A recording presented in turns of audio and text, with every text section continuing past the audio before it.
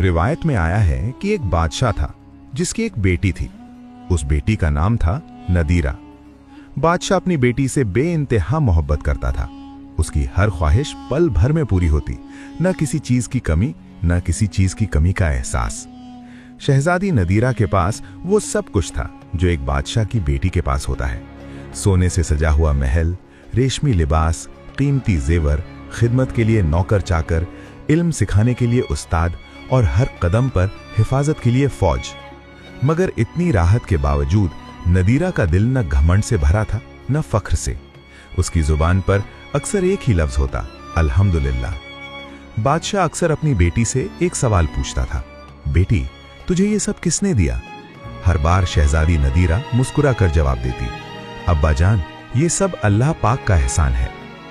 उस शहर में जब सुबह होती तो पहले आजान नहीं, बादशाह के फौजियों के घोड़ों की आवाज सुनाई देती।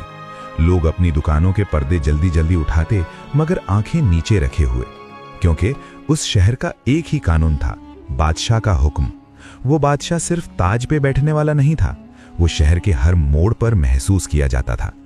बाजार में अगर किसी ने महंगा बोल दिया तो फौज आ जाती, अगर किसी ने आवाज उठा दी तो आवाज खामोश कर दी जाती, और अगर किसी ने अल्लाह का नाम लेकर इंसाफ की बात की तो उसे कमजोर कहा जाता। बादशाह जब महल से निकलता तो सिर्फ सवारी नहीं होती, डर निकलता था। सोने से सजा हुआ हाथी, आगे आगे फौज, पीछे पीछे दरबार के लोग, और सड़कों के दोनों तरफ लोग झुक जाते, कोई सच में इज्जत से और कोई जान बचाने के लिए। बादशाह के चेहरे पर अक्सर एक ही तासुर होता, घमंड। वो समझता था कि जो कुछ भी चल रहा है उसकी मर्जी से चल रहा है। उस दिन भी बादशाह शहर के दौरे पर निकला था। उसने देखा कि एक बूढ़ा आदमी सड़क के किनारे अपनी लाठी के सहारे खड़ा था, कपड़े फटे हुए, चेहरा थका हुआ। बादशाह ने सिर्फ एक पल के लिए देखा और आगे बढ़ गया। उसके लिए ये सब रोज का मंजर था, मगर उसी सवारी के पीछे एक और सवारी चल रही थी, शहजादी नदीरा की। नदीरा ने बूढ़े को देखा। उसकी आंखों में सिर्फ गरीबी नहीं बल्कि मजबूरी थी। नादिरा ने अपनी सवारी रुकवाई। नौकर घबरा गए। बेगम, बादशाह आगे निकल चुके हैं। नादिरा ने कहा, जो अल्लाह देता है वो बांटने के लिए होता है। उसने अपनी चादर से छोटा सा थैला निकाला और बूढ़े के हाथ में रख दिया। बूढ़ा कांप गया। आप कौन हैं?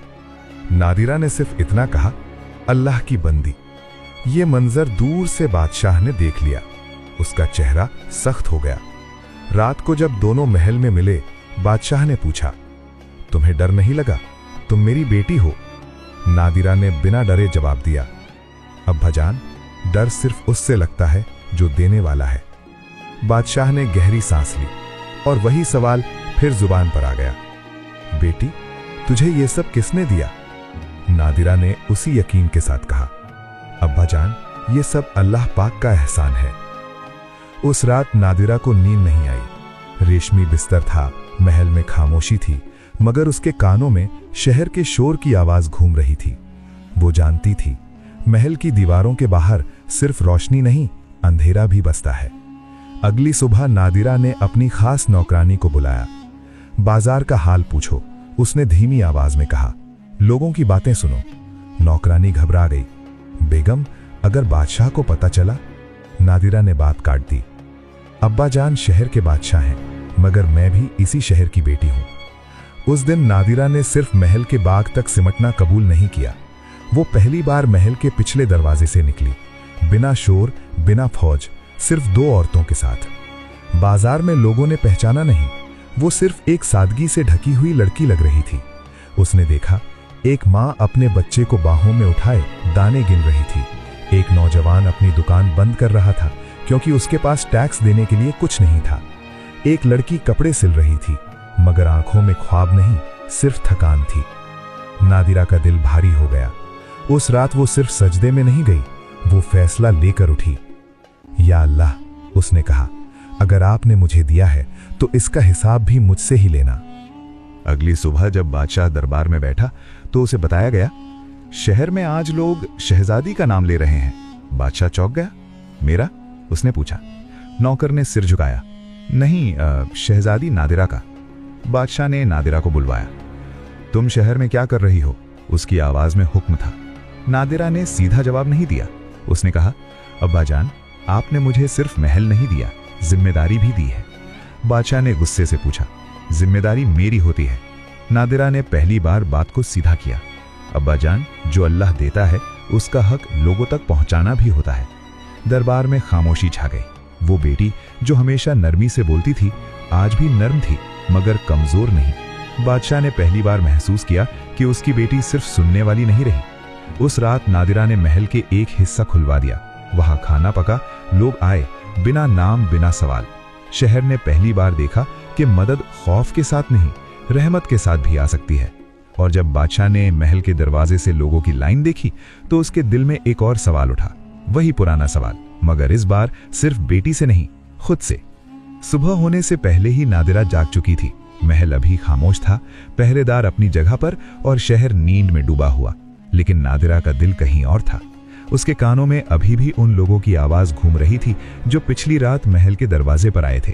कोई भूखा, कोई बीमार, कोई सिर्फ सुनने के लिए कि अभी भी कोई उनका हाल पूछता है।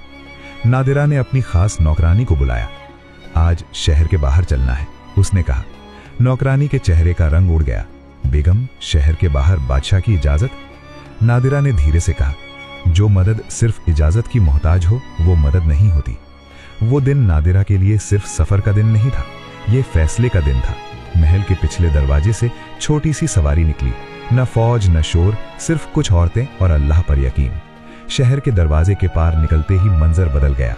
यहाँ सड़कें टूटी हुई थी, मकान आधे गिरे हुए और लोग महल जैसे चमकते नहीं थे, वो जिंदगी झेल रहे थे। एक छोटा सा लड़का नंगे पांव मिट्टी में बैठा था। उसकी माँ पास ही लकड़ी के टुकड़े जोड़ रही थी। नादिरा ने सवारी रुकवाई। तुम यहाँ क्यों हो? नादिरा ने पूछा। औरत ने सिर उठाया। बेगम, शहर में रहने का किराया अब हमसे ज्यादा हो गया। नादिरा ने कुछ नहीं कहा। उसने अपना दुपट्टा थोड़ा और संभाला और लड़के के पास बैठ गई। लड़का हैरत से उसे देख रहा था। भूख लगी है? नादिरा ने पूछा। लड़का ने सिर हिला दिया। उस पल नादिरा को महल याद नहीं आया। उसे सिर्फ ये याद आया कि अल्लाह पूछेगा, जो मैंने दिया उसका क्या किया। उसने नौकरानी को इशारा किया। थैला खुला, रोटी निकली और फिर सिर्फ रोटी नहीं, इज्जत भी साथ दी गई। आगे बढ़ते हुए उन्होंने देखा एक छोटी बस्ती जहां बीमारी फैल रही थी। लोग डर रहे थे। हकीम शहर से आने को तैयार नहीं था। नादिरा ने पूछा, यहां कोई मदद क्यों नहीं आई? जवाब मिला, बेगम, यहां से कोई दरबार तक पहुंच ही नहीं पाता। नादिरा ने उसी वक्त फैसला कर लिया, यहीं रुकेंगे, उसने कहा। नौकरानी ने घबराकर कहा, बेगम, रात होने वाली है। नादिरा ने आसमान की तरफ देखा। रात हर किसी पर होती है, उसने कहा, सिर्फ महल पर नहीं। उस रात नादिरा ने बस्ती के बीच आग जलवाई। जख्मी लोग आए, बीमार बच्चे आए और शहजादी खुद उनके साथ बैठी रही।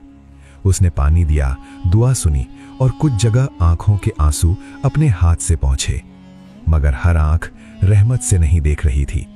बस्ती के किनारे कुछ लोग चुपचाप ये सब देख रहे थे। उनमें से एक ने कहा, ये बादशाह की बेटी है, अगर गलत खबर चली गई। दूसरा बोला, बादशाह अपनी सल्तनत बांटना पसंद नहीं करता। रात गहरी होती गई और शहर के अंदर बादशाह के कानों तक एक और खबर पहुंच चुकी थी। शहजादी शहर के बाहर है, बिना फौज, बिना इजाजत। बादशाह ने पहली बार तख्त से उठकर सीधा सवाल पूछा। वो किसके भरोसे निकली है? दरबार में कोई जवाब नहीं था। और शहर के बाहर उसी आग के पास नादिरा ने अपनी पलकों को बंद किया और दिल ही दिल में कहा, या अल्लाह, अगर ये रास्ता आपका है तो मुझे यहीं संभाल लेना। उस वक्त न नादिरा जानती थी कि ये सफर सिर्फ मदद का नहीं, बल्कि उसकी जिंदगी का सबसे बड़ा इम्तिहान बनने वाला है। रात अब सिर्फ अंधेरा नहीं रही थी, वो बोझ बन चुकी थी। बस्ती के बीच जलती हुई आग अब धीमी पड़ रही थी, मगर नादिरा की आंखों में नींद का नाम तक नहीं था। उसके गिर्द लोग लेटे हुए थे। कोई कराह रहा था, कोई बुखार में जल रहा था और कोई चुपचाप सिर्फ सांस ले रहा था, जैसे हर सांस उधार पर हो। नादिरा एक जख्मी औरत के पास बैठी थी। औरत का हाथ ठंडा हो रहा था। बेगम, उस औरत ने धीरे से कहा, अगर मैं सुबह ना उठूं तो मेरी बेटी को अकेला मत छोड़ना। नादिरा का सीना भारी हो गया। उसने औरत का हाथ अपनी दोनों हथेलियों में लिया। तुम उठोगी, नादिरा ने कहा, मगर उसकी आवाज खुद उसका साथ नहीं दे रही थी। सुबह से पहले उस औरत की सांस रुक गई। न कोई शोर, न कोई चीख, सिर्फ एक लम्हा और फिर खामोशी। औरत की बेटी उसकी लाश से लिपट कर रो रही थी। अम्मी उठ जाओ, बेगम ने कहा था आप उठोगी। नादिरा वहीं बैठी रह गई। उसके होंठ हिल रहे थे मगर अल्फाज नहीं निकल रहे थे। उस पल उसने पहली बार महसूस किया कि सिर्फ देना ही काफी नहीं होता। कभी कभी अल्लाह बंदा को सिर्फ देखने पर मजबूर कर देता है। थोड़ी देर बाद बस्ती के किनारे घोड़ों की आवाज आई। लोग घबरा गए। फौज आ गई? किसी ने पूछा। नादिरा खड़ी हो गई। उसने अपना दुपट्टा ठीक से लिया, जैसे अपने आप को तैयार कर रही हो। घोड़ों से उतरकर कुछ फौजियों ने आग के पास का मंजर देखा। लाश, बीमार लोग और बीच में शहजादी। उनका लहजा सख्त था। बेगम, बादशाह का हुक्म है, आप फौरन महल वापस चलेंगी। नादिरा ने कोई जवाब नहीं दिया। उसने उस बच्ची की तरफ देखा जो अब भी अपनी मां से लिपटी हुई थी। इस बच्ची का क्या? नादिरा ने पूछा। फौजी चुप हो गया। इस बस्ती का क्या? नादिरा ने फिर पूछा। इस दर्द का क्या? उसने धीरे से कहा। फौजी ने सर झुका लिया। बेगम, हुक्म सिर्फ आपके लिए है। नदीरा ने पहली बार हुक्म को मना नहीं किया। उसने सिर्फ उसे अधूरा छोड़ दिया। मैं चलूंगी, उसने कहा, लेकिन जब तक ये लोग इस हालत में हैं, मेरा दिल महल नहीं जा सकता। शहर में जब नदीरा की वापसी हुई तो लोगों की नजर उस पर जम चुकी थी। ये वही शहजादी थी, मगर अब उसके चेहरे पर महल की चमक नहीं थी। उसकी आंखों में रात बसी हुई थी। दरबार में बादशाह गुस्से में था। तुम्हें पता है तुमने क्या किया? उसकी आवाज गूंजी। नदीरा चुप रही। तुमने मेरी इजाजत के बिना शहर के कानून तोड़ दिए। नदीरा ने पहली बार सीधा बादशाह की आंखों में देखा। अब्बा जान, उसने कहा, मैंने कानून नहीं तोड़ा, मैंने सिर्फ लाशें देखी हैं। दरबार में सन्नाटा छा गया।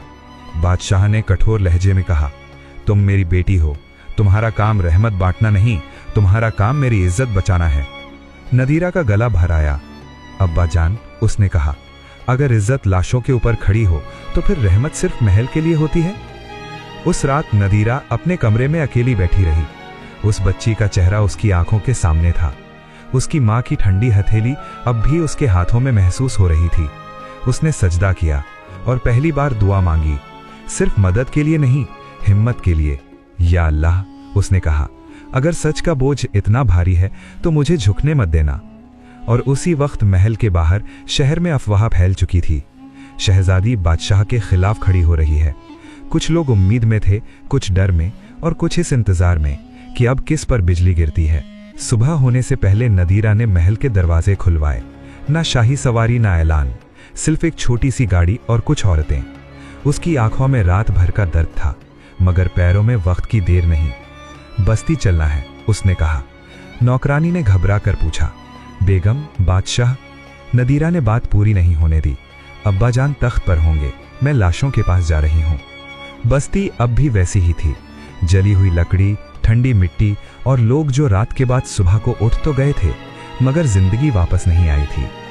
नदीरा सीधा उस झोपड़ी के पास गई जहां वो औरत मरी थी। वहां सिर्फ एक चीज जिंदा थी, वो बच्ची। बच्ची जमीन पर बैठी थी, मां की चादर से लिपटी हुई, जैसे अब भी उसकी सांस सुन रही हो। नदीरा उसके पास बैठ गई। क्या नाम है तुम्हारा? उसने धीरे से पूछा। बच्ची ने कुछ नहीं कहा। उसने सिर्फ नदीरा के दुपट्टे को जोर से पकड़ लिया। उस पल नदीरा का दिल टूट नहीं, बिखर गया। उसने बच्ची को अपनी बाहों में उठाया। बच्ची पहली बार जोर से रोई, ऐसा रोया जैसे सब दर्द एक साथ निकल रहा हो। नदीरा ने अपना चेहरा उसके बालों में छुपा लिया। तुम अकेली नहीं हो, उसने कहा, जब तक मैं जिंदा हूं। शहर में जब यह खबर पहुंची कि शहजादी बस्ती से एक बच्ची को लेकर आ रही है, दरबार हिल गया। बादशाह ने घबरा कर पूछा, वो क्या कर रही है? किसी के पास जवाब नहीं था।